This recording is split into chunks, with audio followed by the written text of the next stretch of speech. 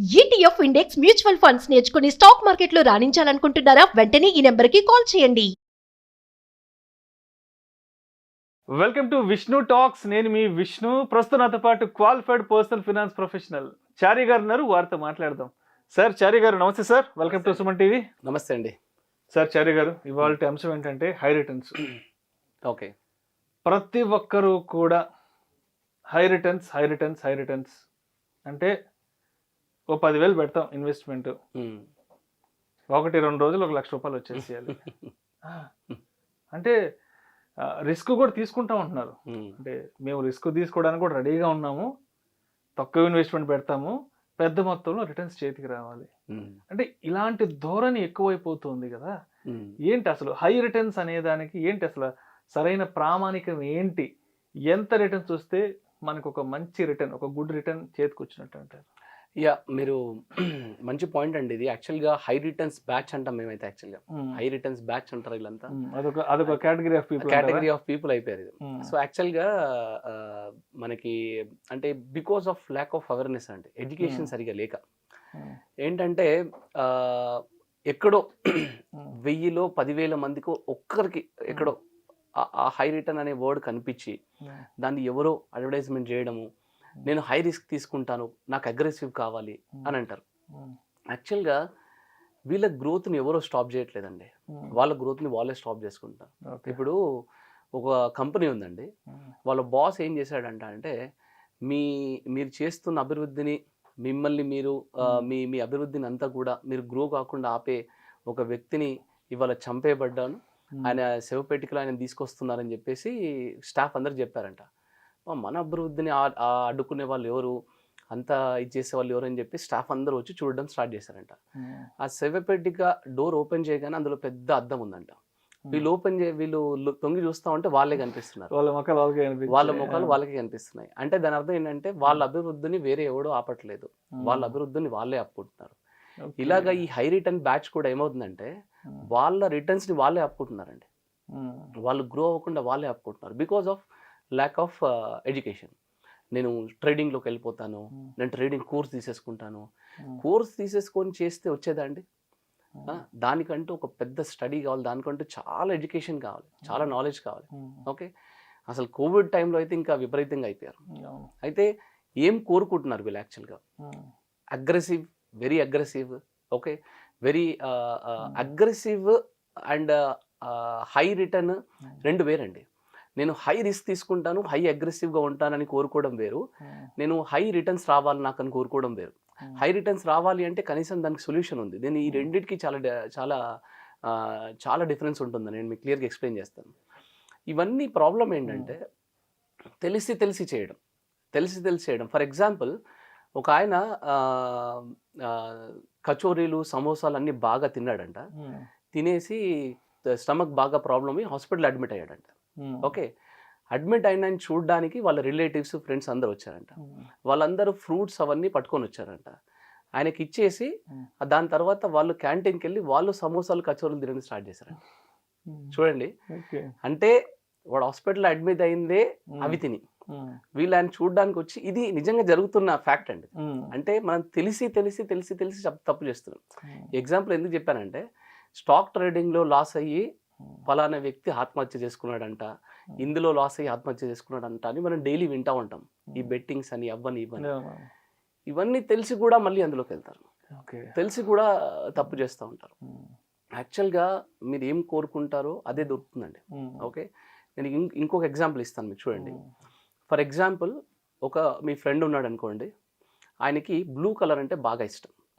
Okay, మీరు తనకి అంటే తను ఏంటంటే షర్ట్ కొన్న బ్లూ కలర్, తన కార్ కొన్న బ్లూ కలర్, ఇంట్లో కూడా బ్లూ కలర్, అన్ని బ్లూ కలర్ కొంటా ఉన్నాడు. మీరు తన బర్త్డేకి వెళ్ళి ఒక గిఫ్ట్ ఇవ్వాలనుకోండి, మీరు ఏ కలర్ గిఫ్ట్ ఇస్తారండి? ఆబ్వియస్గా తనకి ఏది ఇష్టం, బ్లూ కలర్ గిఫ్ట్ ఇస్తారు. మనకు ఐడియా ఉంటుంది, మన ఫ్రెండ్ కాబట్టి ఆయనకి బ్లూ కలర్ ఇష్టం కాబట్టి మీరు ఆబ్వియస్గా బ్లూ కలర్ గిఫ్ట్ ఇస్తారు, తనకు నచ్చుతుంది కాబట్టి. అలాగే మీరు ఏదైతే ఆలోచిస్తారో, మీరు ఏదైతే కోరుకుంటారో, ఫర్ ఎగ్జాంపుల్ ఒక సాడ్ సిచ్యువేషన్ వచ్చింది అనుకోండి, అది ఆ సాడ్ని తలుచుకుంటూ బాధపడుతూ ఉన్నారనుకోండి, యూనివర్స్ కూడా మీకు మళ్ళీ బాధని గిఫ్ట్గా ఇస్తుందండి. ఓకే, మీరు ఎలాగైతే మీ ఫ్రెండ్కి ఇట్లా నచ్చిన కలర్ గిఫ్ట్ ఇస్తున్నారో అట్లాగే యూనివర్స్ కూడా మీరు బాధపడితే బాధని గిఫ్ట్ ఇస్తుంది. అంటే మనం ఏదైతే కోరుకుంటున్నామో మళ్ళీ అది తిరిగి అదే వస్తుంది. ఎగ్జాక్ట్లీ, మీరు ఏదైతే కోరుకుంటున్నారో బలంగా, అంటే ఆ సాడ్ సిచ్యువేషన్ ని నాకు బాధ అవుతుంది అని కోరుకుంటున్నారు అనుకోండి, యూనివర్స్ కూడా అదే గిఫ్ట్ ఇస్తుంది. మీరు సంతోషమైన విషయాన్ని పట్టుకొని సంతోషపడతా ఉండండి, మీకు సంతోషాన్ని యూనివర్స్ గిఫ్ట్గా ఇస్తుంది. అట్లా ఏదైనా సరే. ఇప్పుడు వీళ్ళు ఏం కోరుకుంటున్నారంటే హై రిటర్న్స్ కోరుకోవట్లేదు, హై రిస్క్ కోరుకుంటున్నారు. నాకు హై రిస్క్ కావాలండి, నేను అగ్రెసివ్గా పెడతానండి, నాకు పర్వాలేదండి 5 years 10 years టైం ఇస్తానండి అంటున్నారు. అసలు అగ్రెసివ్ హై రిస్క్కి హై రిటర్న్స్కి తేడా ఉందండి. ఓకే, ఈ అగ్రెసివ్ హై రిస్క్ తీసుకునే వాళ్ళు టార్టైస్ ర్యాబిట్ స్టోరీ ఐడియా ఉంది కదండి. సో ర్యాబిట్ స్టోరీ అనమాట వీళ్ళందరూ కూడా. ఈ అగ్రెసివ్ అంటే రిటర్న్స్ ఇచ్చే ప్రోడక్ట్స్ కూడా ఉన్నాయి. ప్రాబ్లం ఏంటంటే మార్కెట్లో ఏ ప్రోడక్ట్ కూడా ఇలా స్ట్రైట్గా రిటర్న్స్ ఇవ్వదండి. గ్రాఫ్ అనేది ఇక్కడి నుంచి మొదలుపెట్టి ఇక్కడి వరకు స్ట్రైట్గా రిటర్న్స్ ఇవ్వదు. అదేమవుతుందంటే మార్కెట్ అప్స్ అండ్ డౌన్స్ని ఫాలో అవ్వకుంటూ వెళ్తూనే మనకి నిజమైన హై రిటర్న్స్ వర్కౌట్ అవుతాయి అన్నమాట.